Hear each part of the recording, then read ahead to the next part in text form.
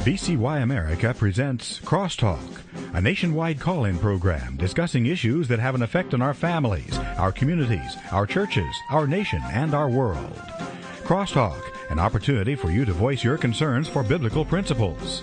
And now live by satellite and around the world on the internet at vcyamerica.org. Here is today's Crosstalk. And welcome to Crosstalk here on the VCY America Network. My name is Jim Schneider. We thank you for joining us today. So many of you have communicated with us your concerns as to where we're going as a nation right now, and how long can we continue in this nation that's mounting with debt? How long can we continue in the plans that are underway, even by the present administration, for the socializing and the nationalization of health care? Can we even afford such a program? Many are concerned about the dwindling resources available to programs such as Social Security and Medicare, and what does the future hold for matters like this? We're going to be taking a look today at what we call Saving the American Dream with our special guest, Mike Gonzalez, who is Vice President of Communications at the Heritage Foundation. He spent close to 20 years as a journalist, then left journalism to join the administration of President George W. Bush, where he helped to explain fiscal and foreign policy to the U.S. and overseas audiences. He did this for the Securities and Exchange Commission, then for the State Department. Mike, so nice to have you with us today. Thank you, Jim. It's really, I'm delighted to be here. Tell us what brought you to Wisconsin. Why a special trip here to our state? Well, we have a bus that is going around the country. It's the Values Bus. We're doing this with FRC, which will be familiar to many of your listeners, the Family Research Council, a very good ally of ours back in Washington. And we're promoting a fiscal plan that we have called Saving the American Dream. But particularly, I came to Wisconsin today because we have a research paper coming out later this week, which talks specifically about the retirement, the pension system here in Wisconsin, and how we believe the cost of it has been underestimated by the Wisconsin retirement system. We believe the cost is much higher. It's going to be around 29% of payroll. So actually, the so-called radical reforms of your governor here in Wisconsin, Scott Walker, we don't think are very radical at all. In fact, we think that Governor Walker should go farther. Because right now the Wisconsin pension system estimates that the cost will be about 11.2% of payroll, I believe, 11.6, sorry. And what we think is because of the risk that has been assumed, the cost is much higher. It's about 29% of payroll. So what the taxpayer of Wisconsin is on the hook for is actually 23% of all that. The 5.8 that the governor has asked government employees to pay, it only covers 1/5, not 1/2 of the cost of their pension system. It was not too many weeks back. I was actually interviewing a member of the state legislature. He was a freshman member of the legislature here, and he had mentioned that in his initial meetings, he was told about orientation, the things that were going to be happening, and then he was told about payroll, and he was told about the amount of money that was going to be coming out for his pension. And when he got his first paycheck, all of a sudden he realized, I got all this money. I wasn't supposed to get this. Some of this was to come out for my pension. And so he took it to those who supervise the payroll. And he said, I was told that X percent of my pay was to be for payroll or for the pension. And I see nothing was taken out. And they said, there's no mistake. That's because we cover your pension too. The state covers your portion, the employee portion of the pension. Hence we have seen a lot of reforms that have come under Scott Walker. But is this a system that you are finding out is one that's taking states to the brink of financial disaster? Well, I think what we have here across the country and across the world is a lot of future Greases and a lot of future Californias with unfunded obligations, unfunded liabilities. Let's take it federally, which is what we do with our fiscal plan.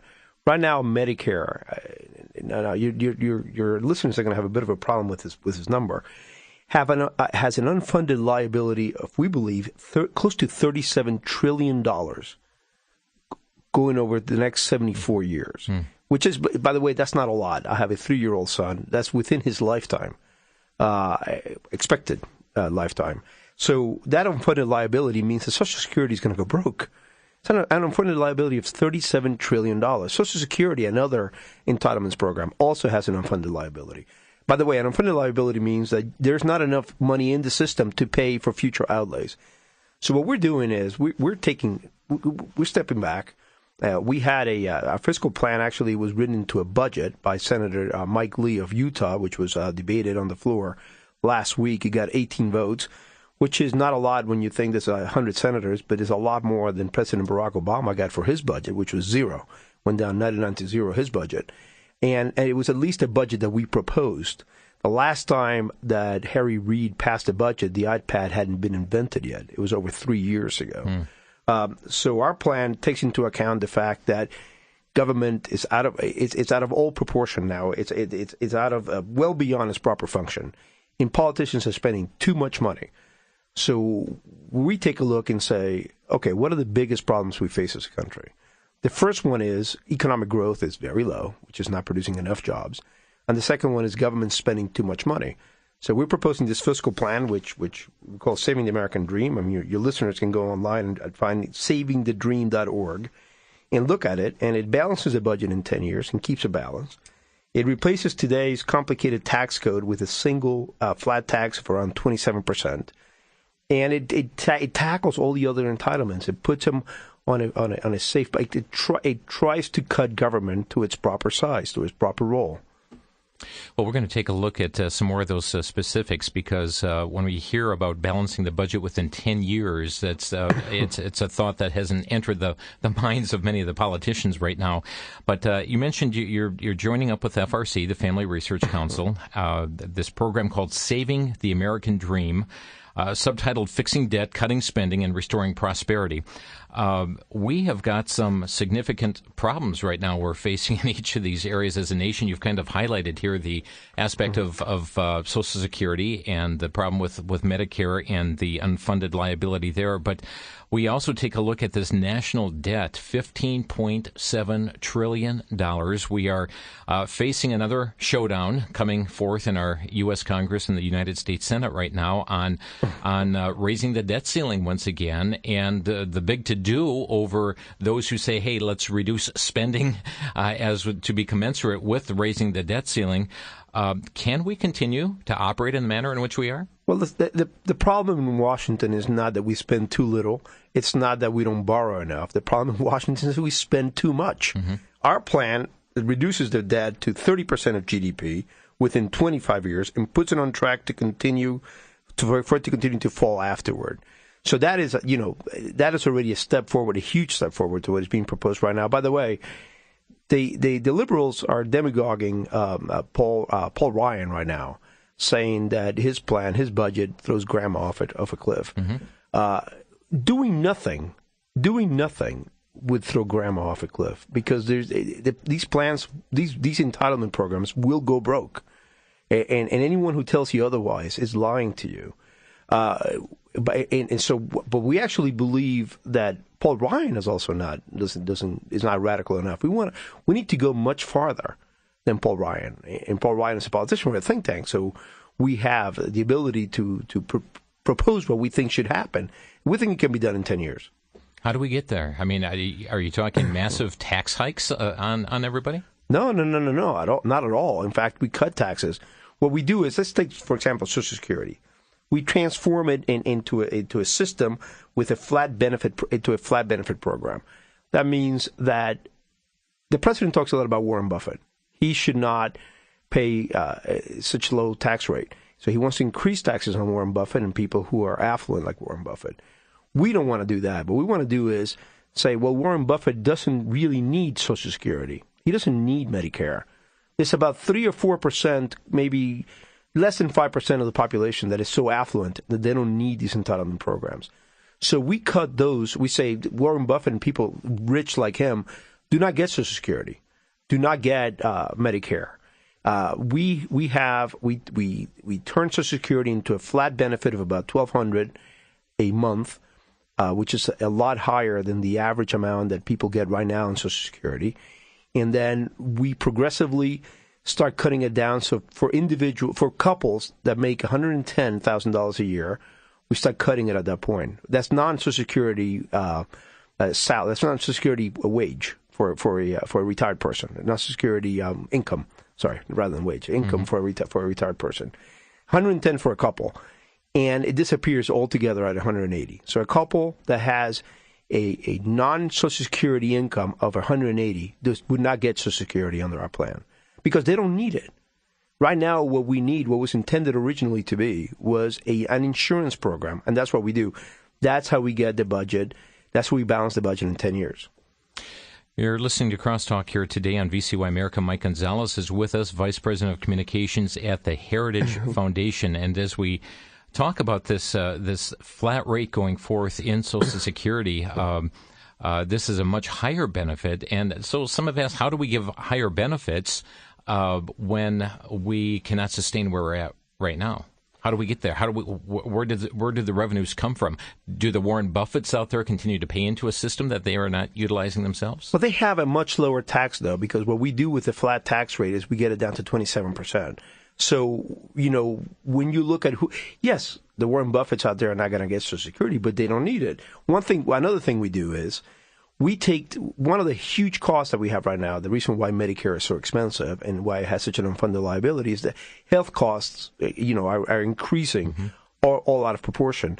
So we turn it into a true defined contribution system that recipients get, and they're able to buy whatever healthcare program they want with the premium support that we give them.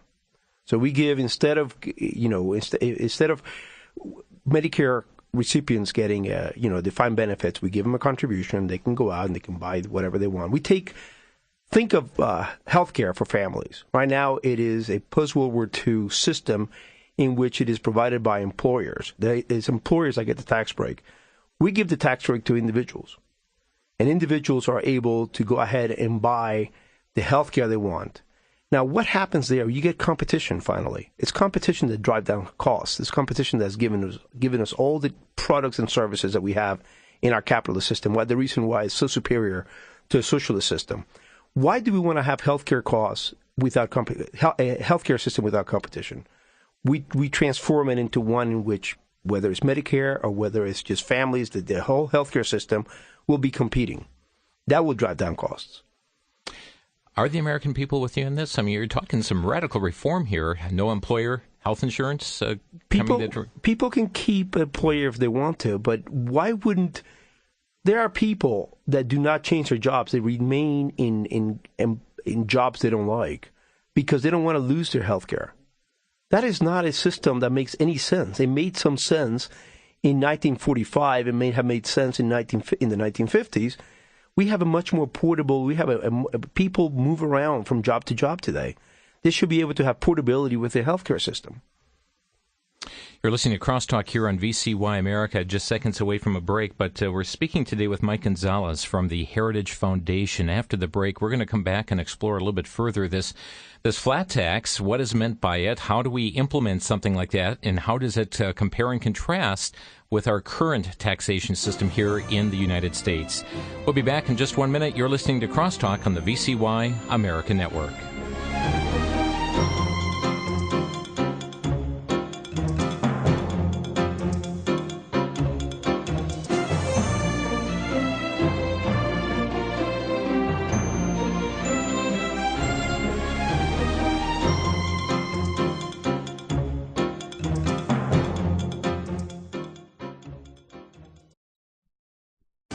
Back to Genesis with Dr. John Morris, scientist with the Institute for Creation Research. Dr. Morris, what was involved in changing man's diet from the original vegetarian diet to one that included both meat and vegetables? Chris, in the beginning, when God created man and the animals, they were all to be plant eaters. But in Genesis 3, when Adam sinned and incurred the penalty for sin, which is death, some of the animals and perhaps some men began to engage in carnivorous activity. It was after the flood, however, that God allowed man to be a meat eater. Perhaps the soil was depleted, and so it was important to get protein from meat. We don't know all the details, but we do know that man's lifespan decreased dramatically after the flood. And maybe his diet had something to do with this. It's important to recognize that we don't have all the details. What we have is the back to Genesis worldview, and this makes sense. Thanks, Dr. John. For more information, visit us on the web at icr.org. I'm Chris O'Brien. Thanks for tuning in.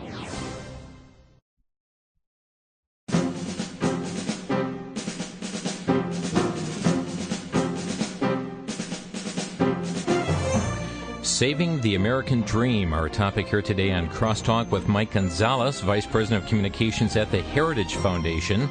And they are working in tandem with the Family Research Council to promote this concept of saving the American dream, fixing debt, cutting spending, and restoring prosperity. You've mentioned the flat tax.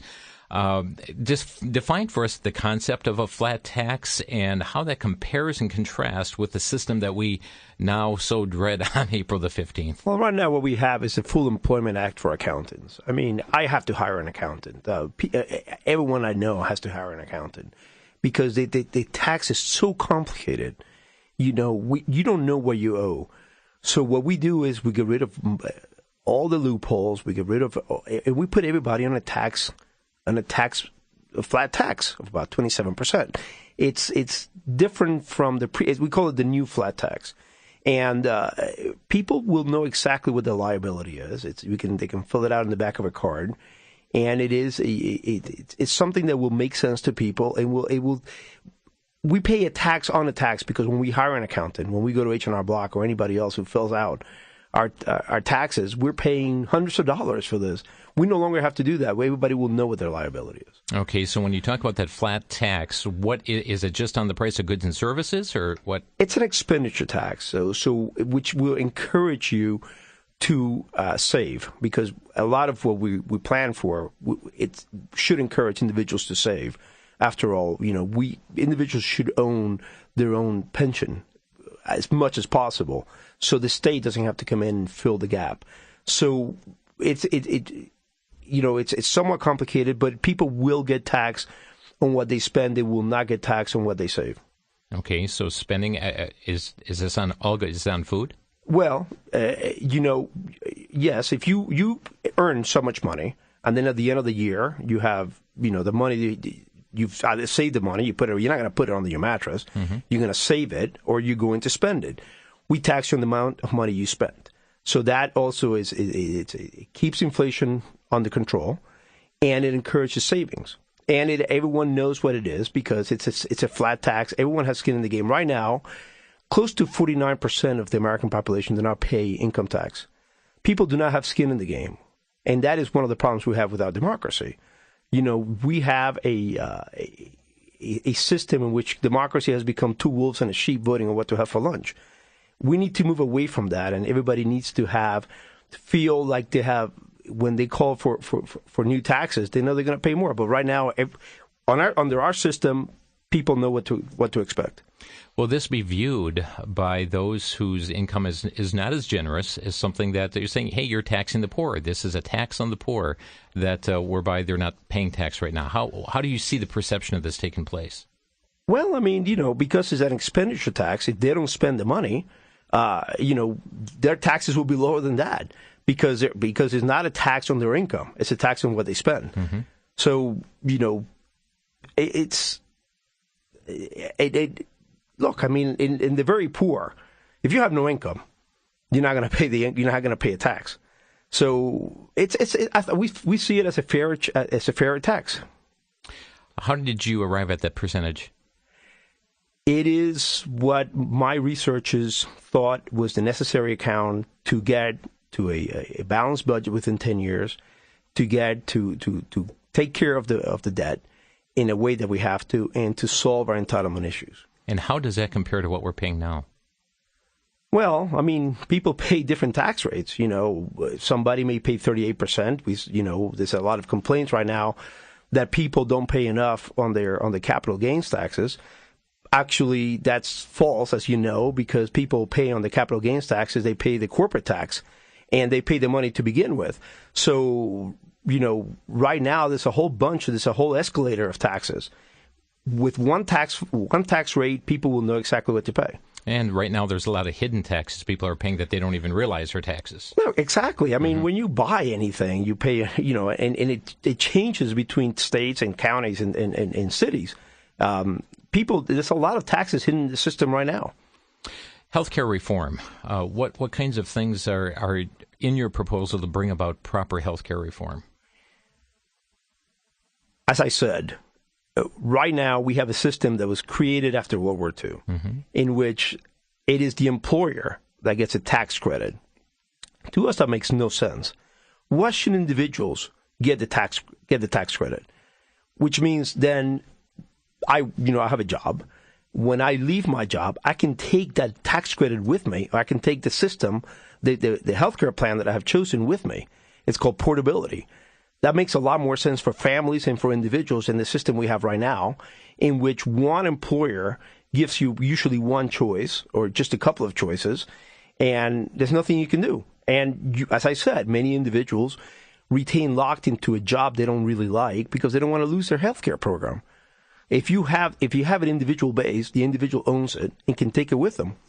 Do you suspect the Supreme Court's going to strike down what we know as Obamacare? Oh, no doubt. If the Supreme Court has the same view of the Constitution that we have, that you cannot stretch the Commerce Clause. If you take the Commerce Clause and you say you can force individuals to buy a product or a service they don't want merely because they're alive, then government can do anything. People compare it to, people say, the other side says all the time, well, when you drive around, you need to have insurance. But you don't need to drive. You can choose not to drive. In this case, if you're born and you become an adult, Obamacare makes you buy something. That is the individual mandate.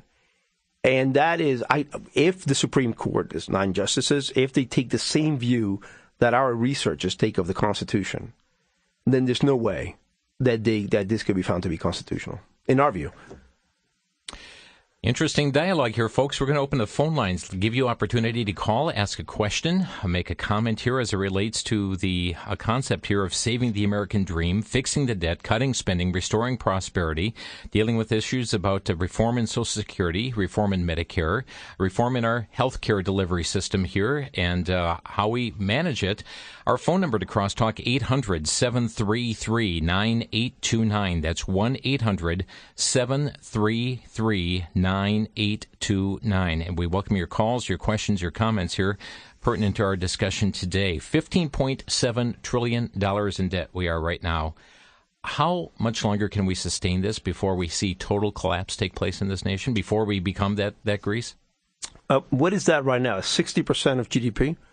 Is that what the 15 trillion is? I think it is. I mean, that's very dangerous territory anyway. I mean, we're seeing states, for example, California is getting close to Greece in terms of the outward flow of jobs, of individuals leaving the state now every day is getting dangerous for that state because the tax base is dwindling down. And what you have in Greece is you have pro-government demonstrators. They're demonstrating in the streets because they want more government. We know, and their government knows, that they cannot continue this. However, this population, the Greeks, have been told year after year, decade after decade, to expect these benefits. When government suddenly says, sorry, we're broke, we cannot continue to give you these benefits, they get very angry. Let's go to the phone line, speak with our callers here today. Mike in Menominee Falls, you're on the air. Thanks for calling Crosstalk. Hi, great conversation here. My question, I think this flat tax thing sounds great, but my question is the tax on money that you spend for product only, or is it based on all the money that I spend? So in other words, I pay my re-energies bill, I pay my credit card bill, or I pay for my rent, maybe my mortgage, or maybe I hire somebody. And do I pay a tax on their service?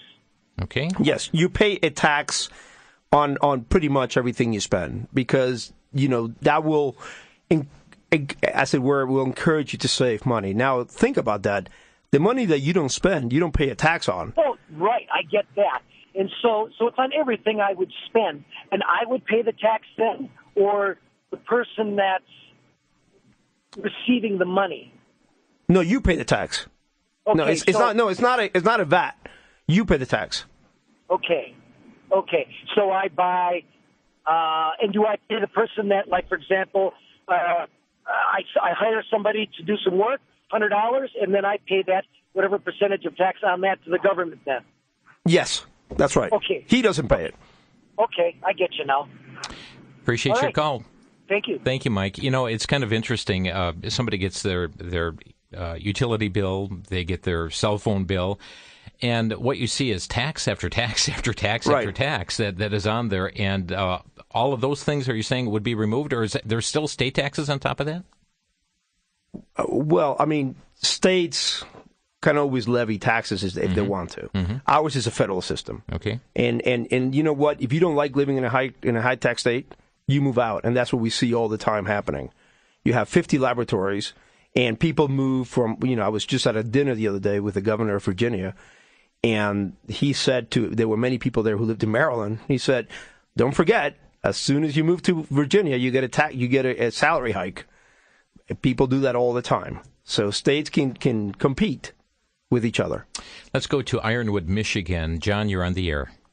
Yes, he said something about he's going to stop inflation with this thing.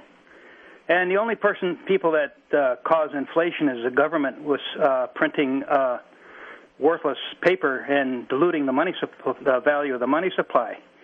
And how are you going to make sure that all these big corporations and everything are going to be paying their fair share and all this stuff, like GE that pays nothing? This thing sounds to me like a Pied Piper. There's a lot of holes in this stuff that's not being mentioned, especially like you're going to have, maybe they'll put this thing in place on the federal level, but then all the other taxes that you have on the local level, state and local level, are going to remain in play. So, and it's just like I say, sounds like a Pied Piper to me. Okay, thank you, John. We'll have him respond to that. But right now, we have taxes both on the federal government, and there are taxes on state and or local government as well. So this is the federal government aspect of it. But he said, hey, just the Pied Piper here sounds good. Well, listen, not doing anything right now is we're going to go broke. We're going to go broke, and the complicated tax code that we have right now, it's not transparent. Nobody knows what the tax liability is going to be, and it leads to situations like you mentioned. There's a lot of companies that pay no taxes. They hire hundreds of lawyers and accountants to make sure they have no tax liability. That's not fair, and that's not what we want. Okay, John, thanks for the call. Right, but it's I don't know. I have too many things written down here that but it does. I don't think it's going to work the way they're talking about it. That's all. All right, thank you. Okay, thank you, John, for your thoughts here today. We're just seconds away from the break, so we're going to just delay the next call till right after the break. You're listening to Crosstalk here on VCY. Mike, you had mentioned a website where people can get more information on this? Yes, it's called savingthedream.org. You can just go to the heritage.org, and look for it there and look for the other research that we do. But savingthedream.org is where you can find Saving the American Dream. Okay, we're going to take a quick break and be back to more of your phone calls. You're listening to Crosstalk on the VCY America Network.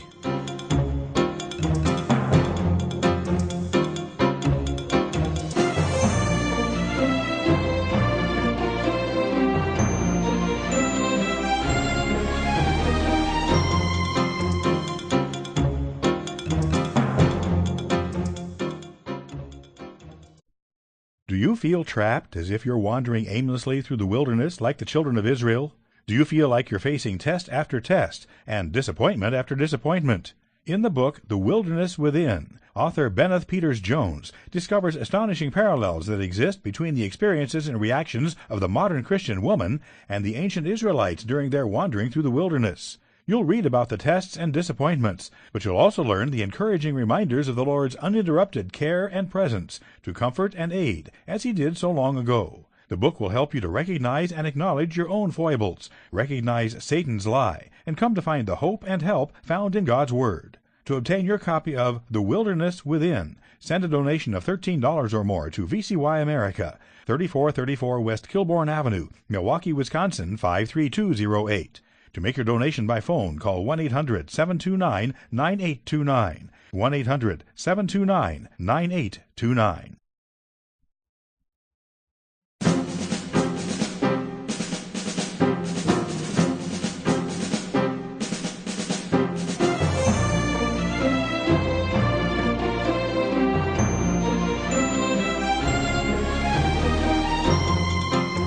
You're listening to Crosstalk here on VCY America and talking about saving the American dream. Mike Gonzalez is with us today from the Heritage Foundation, heritage.org, savingthedream.org. A couple sites to check out to get more information. But right now, back to the phone lines.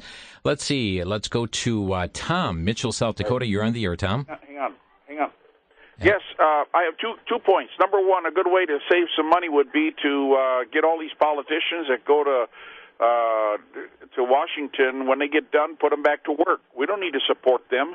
Most of them guys got more money than the rest of us, and we would have to go back to work. How about all of our veterans who go over there and work and then come back and they got to find a job? If anybody, those are the guys that we should subsidize, not these politicians. That would save us billions of dollars. And then the other thing is, why can't we have the people vote on what we want for a tax? It seems like we're left out of the whole equation. That all these politicians are trying to decide what they're going to do to us. Why don't they put it on a voting thing and let the people of the United States who are going to have to do it vote on it? Your thoughts, Mike? Well, I think a bigger problem than politicians going to Washington is that they have become addicted to spending. The whole system is rigged towards spending. There's very little downside. It's not their own money they're spending. We have a system in which they get rewarded. They feel they're going to get rewarded. This is why you have all the earmarks, the rich to nowhere, the pork barreling, and the lobbyists. They have there's no disincentive for them to stop spending. So that is really the problem with the political class, is that you have government completely it's out of control. It's out of all. It's really, we're on our way to becoming Europe. We're on our way to becoming Greece, unless we stop the political class from spending the way they're spending. What do you think about this thought Tom had, though, about let the people decide on this issue? Well, let the people decide on this taxation method. Well, I still think politicians should be courageous in offering programs that, even though they think it might be a third rail, let politicians be courageous. Let politicians go out there and say the truth, that the entitlement programs are going to go broke, that the entitlement programs need to be fixed, that doing nothing is throwing grandma off a cliff. And I think that, voters can then reward a politician for being courageous and speaking the truth rather than just hiding the truth, which is what's happening right now. Thank you, Tom, for the call. The consumers, though, we're living in that mentality of give me. We want the handouts from the government, and as soon as the government says no longer can we have these handouts any longer, I mean, we got people bringing action against food pantries. Don't give them as much food as they believe they're entitled to. We live in this age of entitlement. We've got to change the mindset of American people that we cannot treat the government as our savior. Well, this is the problem, and this is where I say that unless we do something, we will become Greece, because what you're seeing with Greece is a laboratory for what we could become, which is you have a whole country, or I don't want to indict a whole country, but you have a significant group within the country that does feel that the government owes. I used to live in Europe, and I used to live in Belgium. I lived in several European countries. The average European has been conditioned to expect things from government. They have seized we don't have a volunteer culture. They don't have a volunteer culture like we have here. There's no PTA, there's no volunteering for Cub Scouts, there's no volunteering, to coach Little League or anything like that, because they expect the government to do it for you. And that is not the American way. That is, and unless we do something right now to change course, we will end up there, because that is already happening. Pensacola, Florida, and Jennifer, you're on the air. Good afternoon. Good afternoon, and thank you for the program. I have several points, cities, that I'm kind of curious about. The first related to this and all is that poor people actually have less discretionary income. That is more, a good majority of their income does go for food, housing, clothing, the very necessities that is of life itself, or what we consider necessities of life, including sometimes that is transportation cost and health care. Where is the margin there for them to save? Sometimes there's not hardly a margin that is for tithing.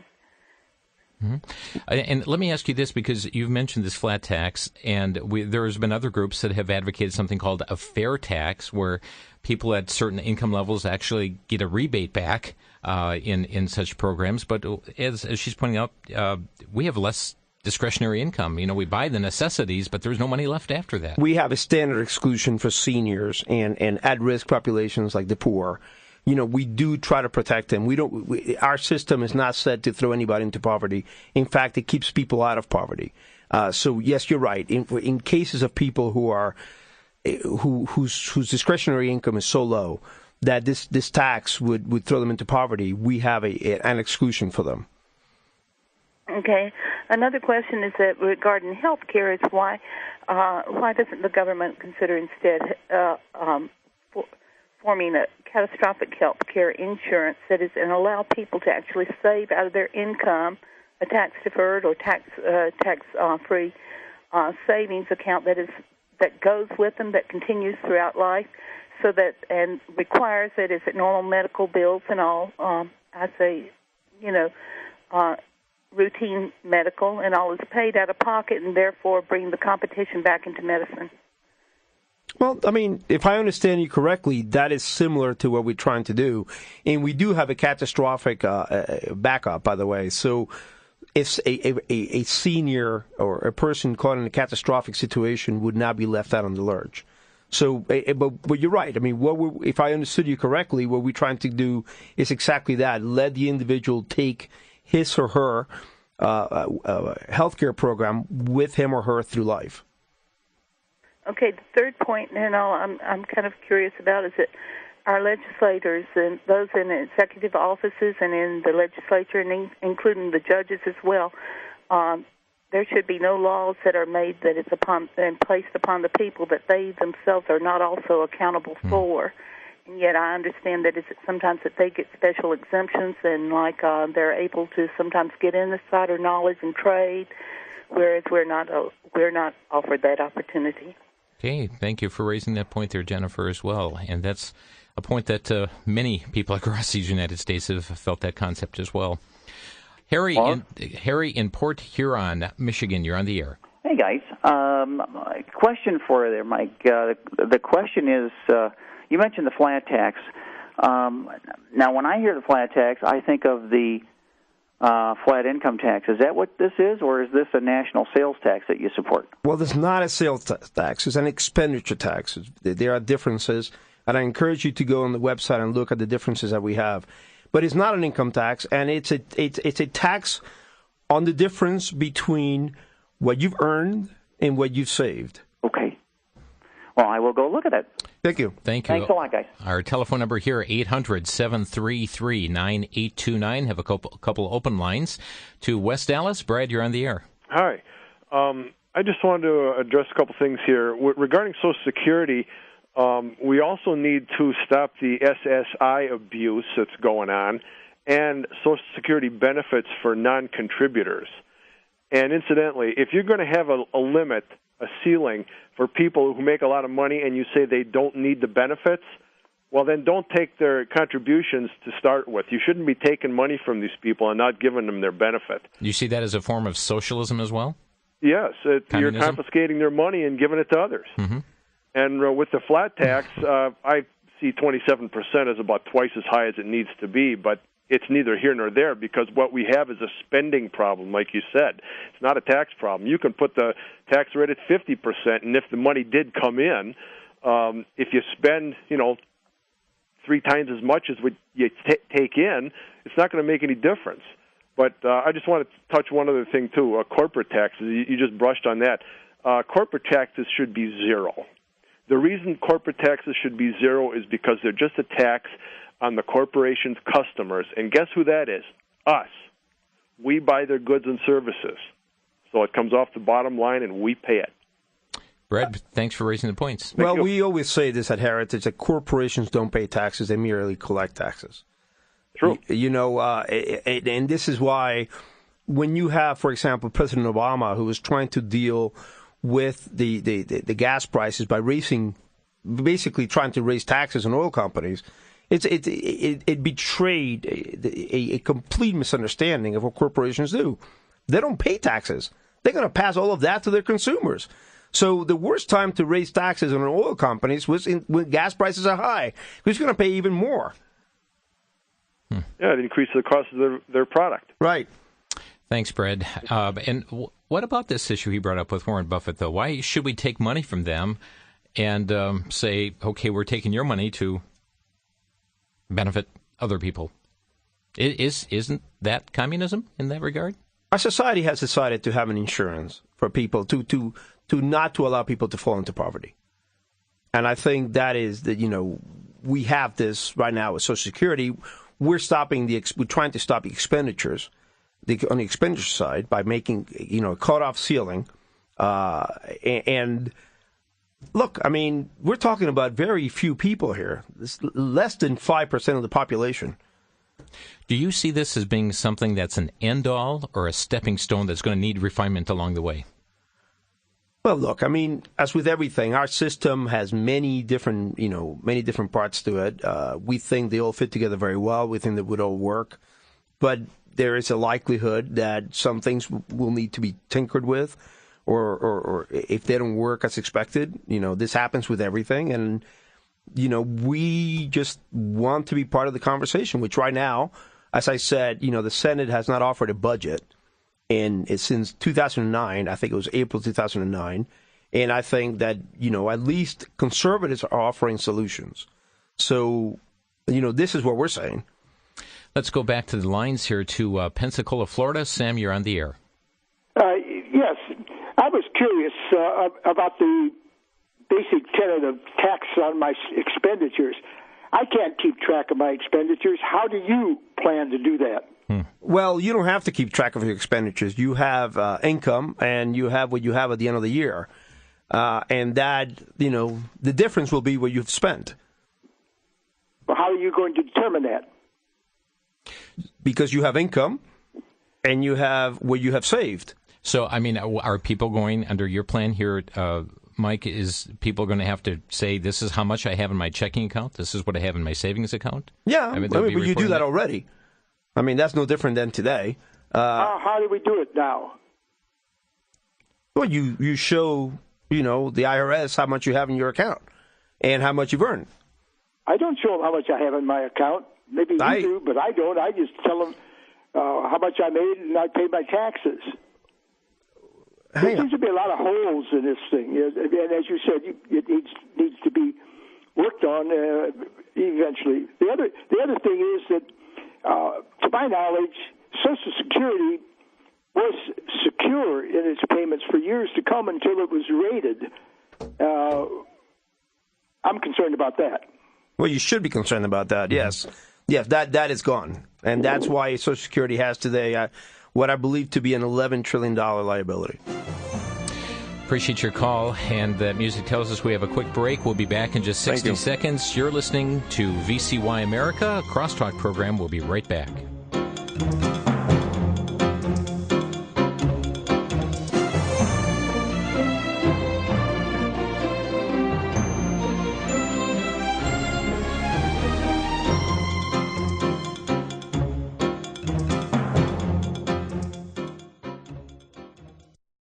For the Worldview Weekend Minute, I'm Brandon House. Our website is worldviewweekend.com. Number 10 of our list of 20 characteristics of false teachers.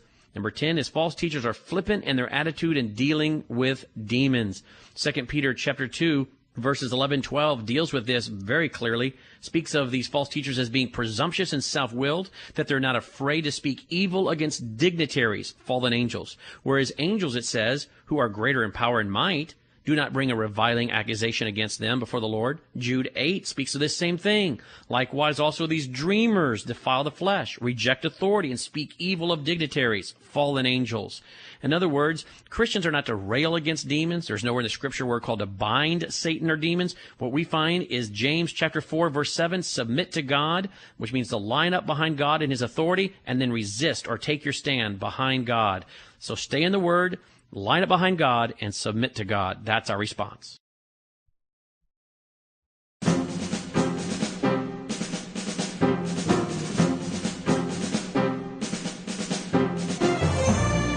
Saving the American Dream, our topic here today on Crosstalk. We're speaking with Mike Gonzalez from the Heritage Foundation. You can get more info at savethedream.org and heritage.org.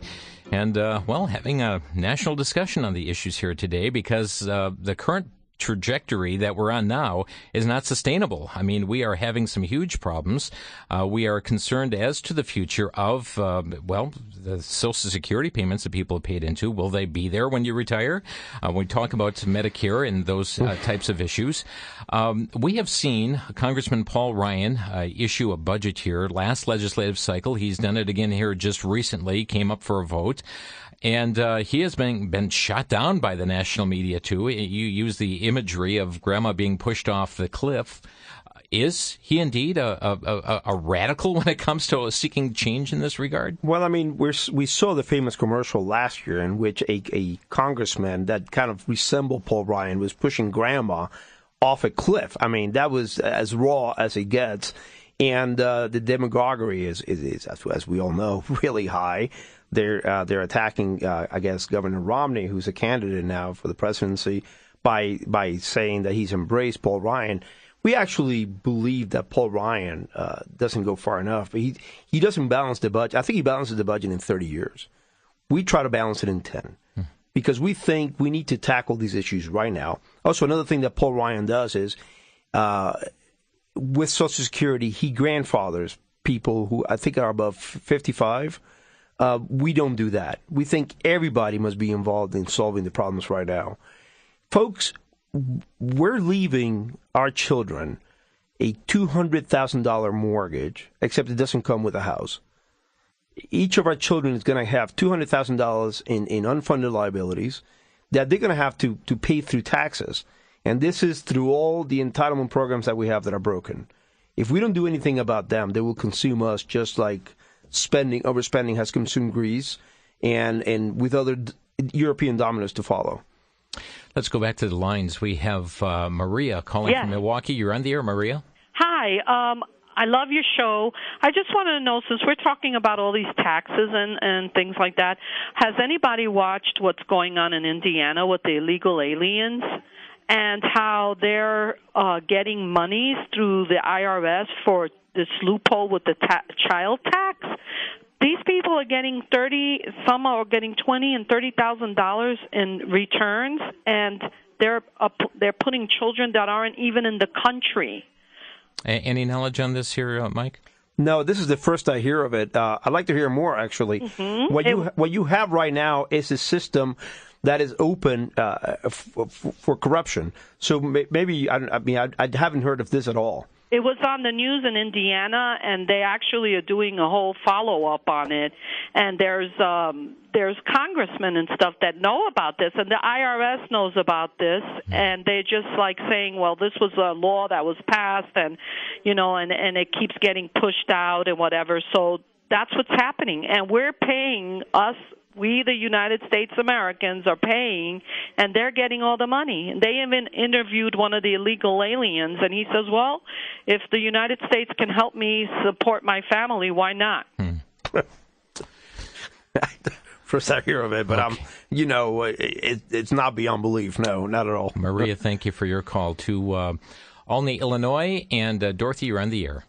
Yes, I was wondering about the taxes. When you do your taxes, we don't get any credit for what we spend every time we buy something. We have sales tax. We never get any credit for paying those taxes, whatever we buy. I mean, it's just money out of our pocket. We don't get any credit for it.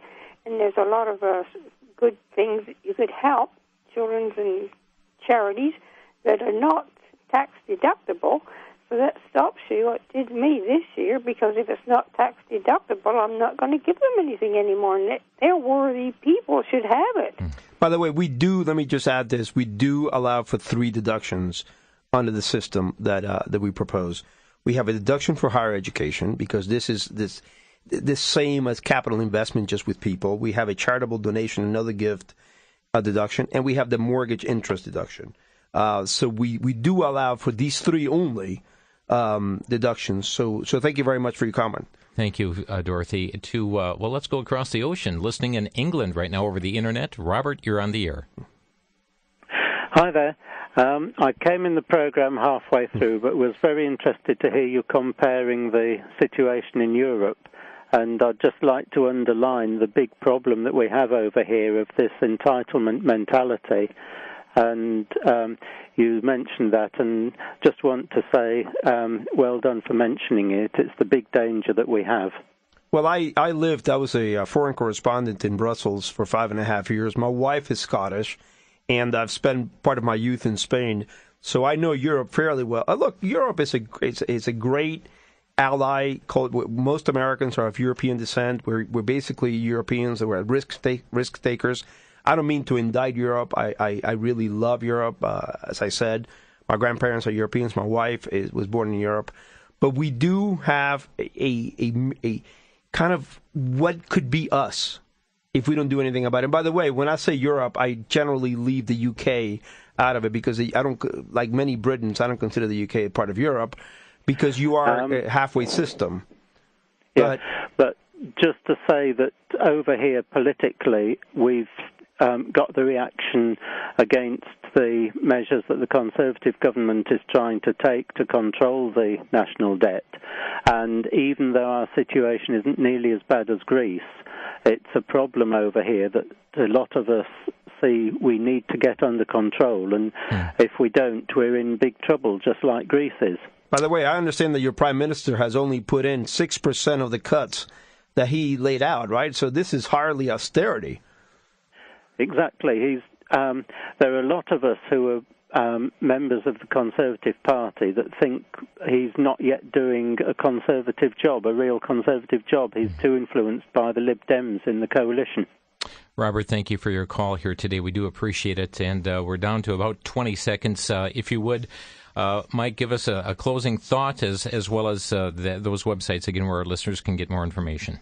If we don't do anything about entitlements, we're going to be consumed by them. Doing nothing is the problem. So we do need to get serious. I encourage all your listeners to go to savingthedream.org or heritage.org, which is the websites where you can find all the information I laid out for you today. Mike, thanks for coming and being with us. Ladies and gentlemen, thank you for joining us today here on Crosstalk on VCY America as we talk about those issues that are important to all of us. Have a good afternoon.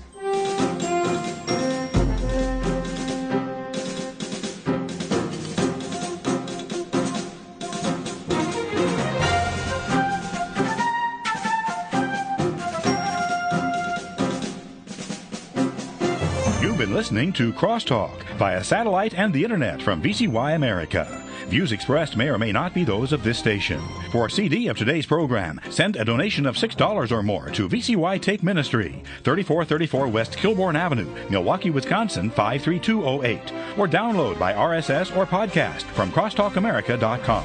And join us again for Crosstalk.